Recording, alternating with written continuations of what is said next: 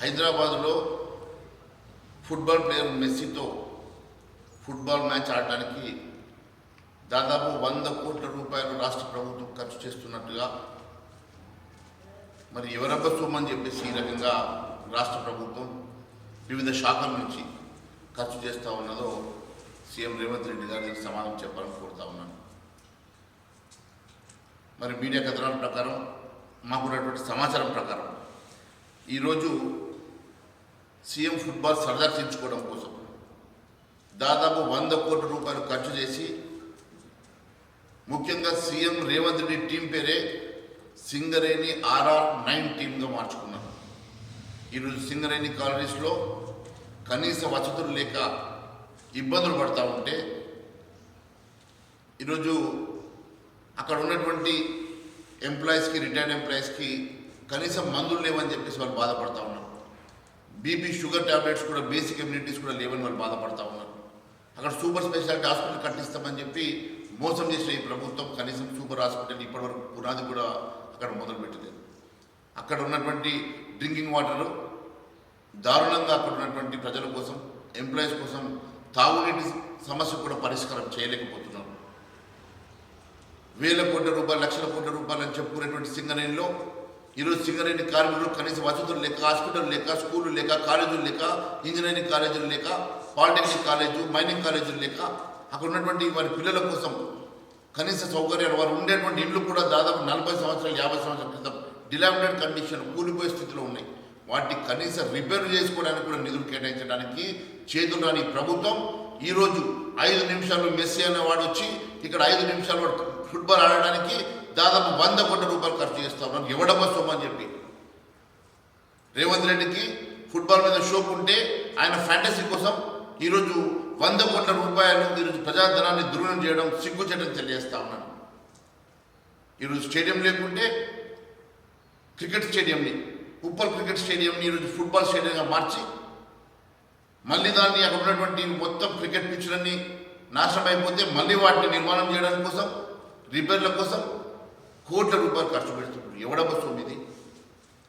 5 నిమిషాలు మెస్సీ తోటి ఫుట్బాల్ ఆడడానికి రేవంత్ రెడ్డి మరిచెన్నారెడ్డి ఏరియా లోపల, ఎంఆర్సి కాంప్లెక్స్ లోపల ఒక ఫుట్బాల్ కోర్ట్ నిర్మాణం చేయడానికి దాదాపు 5 కోట్లు ఖర్చు అయినట్టుగా చెప్తా ఉన్నారు. మరి ఇవన్నీ ప్రజాధనం కాదా? ఈరోజు రాష్ట్రం అనేక అప్పులలో ఉండి ఈరోజు మీరు 100 కోట్లు ఖర్చు పెట్టి ఫుట్బాల్ ఆడిస్తే రాష్ట్ర ప్రజలకు ఏం ఉపయోగం అని చెప్పి నేను అడుగుతా ఉన్నాను. కనీసం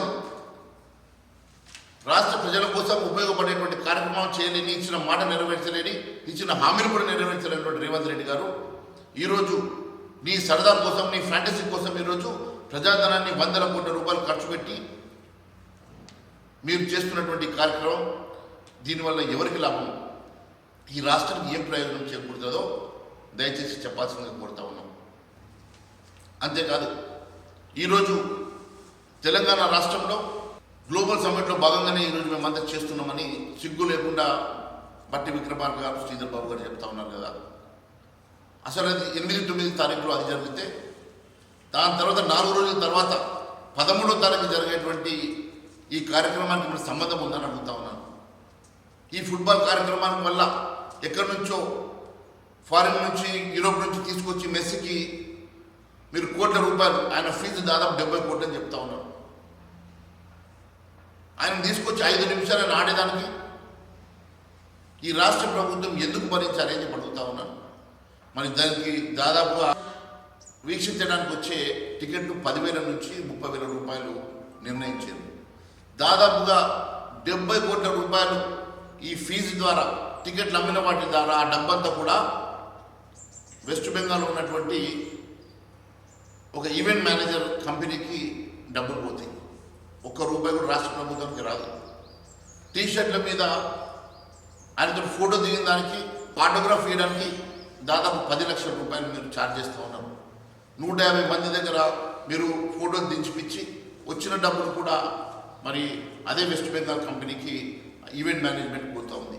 మరి రాష్ట్ర ప్రభుత్వానికి ఏం లాభం ఉన్నది? ఈ ఫుట్బాల్ వల్ల రాష్ట్ర ప్రభుత్వం ఒరిగేది ఏంది?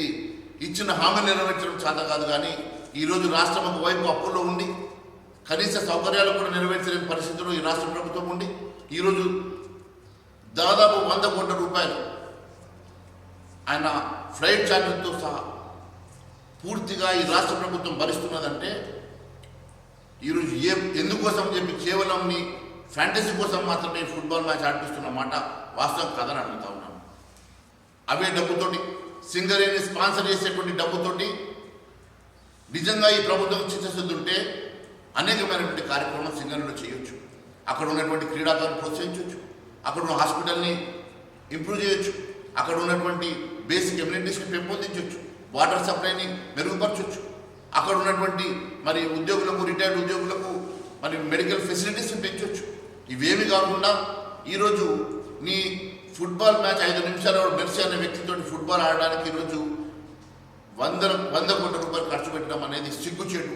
నేను అడుగుతా ఉన్నాను ముఖ్యమంత్రి రేవంత్ రెడ్డి గారిని, ఉప్పల్ స్టేడియంలో ఈ ఫుట్బాల్ మ్యాచ్ ఆడడానికి తెలంగాణ రాష్ట్ర ప్రభుత్వం ఎంత ఖర్చు చేస్తూ ఉంది, ఏ శాఖల ద్వారా ఎంత ఖర్చు చేస్తూ ఉన్నదో మరి దీని పూర్తి వివరాలు రేవంత్ రెడ్డి గారు స్పష్టత ఇవ్వాలని చెప్పి కోరుతా ఉన్నాను.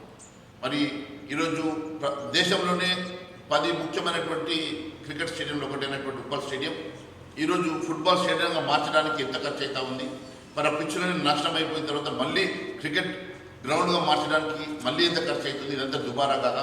మరి ఇప్పటి వరకు ఈ మెస్సీ కోసం 100 కోట్ల రూపాయల వరకు ఖర్చు చేసి మరి ఈరోజు ఈ రాష్ట్ర ప్రభుత్వం ఏం సాధిస్తూ ఉన్నదో కానీ ఇది ఆర్థిక నేరం కాదని అడుగుతా ఉన్నాను. ముప్పాటికి ఇది ఆర్థిక నేరమే అని చెప్పి నేను తెలియజేస్తా ఉన్నాను. అంతేకాదు గతంలో కూడా బీఆర్ఎస్ ప్రభుత్వం ఈ మాదిరిగానే ఈ రేసింగ్ అని చెప్పి మరి దుబారా చేసిందని చెప్పేటువంటి రేవంత్ రెడ్డి గారు ఇది కూడా ముమ్మాటికి అలాంటిదే కాదని చెప్పి నేను అడుగుతా ఉన్నాను. సింగరేణి కార్మికుల కోసం, రిటైర్డ్ ఉద్యోగుల కోసం కనీస సౌకర్యాలు కూడా కల్పించలేని సింగరేణి ఈరోజు ఎవరి ఒత్తిడి వల్ల కోట్ల రూపాయలతో మెస్సీ ప్రోగ్రామ్కి స్పాన్సర్ చేసి సీఎం రేవంత్ రెడ్డి పేరు మీద ఒక టీం కోసం స్పాన్సర్ చేస్తున్నటువంటి సింగరేణి కలరీస్ వెంటనే ఆ మేనేజ్మెంటు ఇది విత్డ్రా చేసుకోవాలి. ఖచ్చితంగా ఎవరి ఒత్తిడి వల్ల మరి ఈ కార్యక్రమం చేపడతా ఉన్నారో దానికి నిరసనగా రేపు ఉదయం 11 గంటలకు భారతీయ జనతా పార్టీ తరఫున సింగరేణి మేనేజ్మెంట్కి వ్యతిరేకంగా సింగరేణి ఆఫీస్ హైదరాబాద్ రెడ్డిల్స్లో ఖచ్చితంగా రేపు 11 గంటలకు ధర్నా చేయబోతున్నామని తెలియజేస్తాం.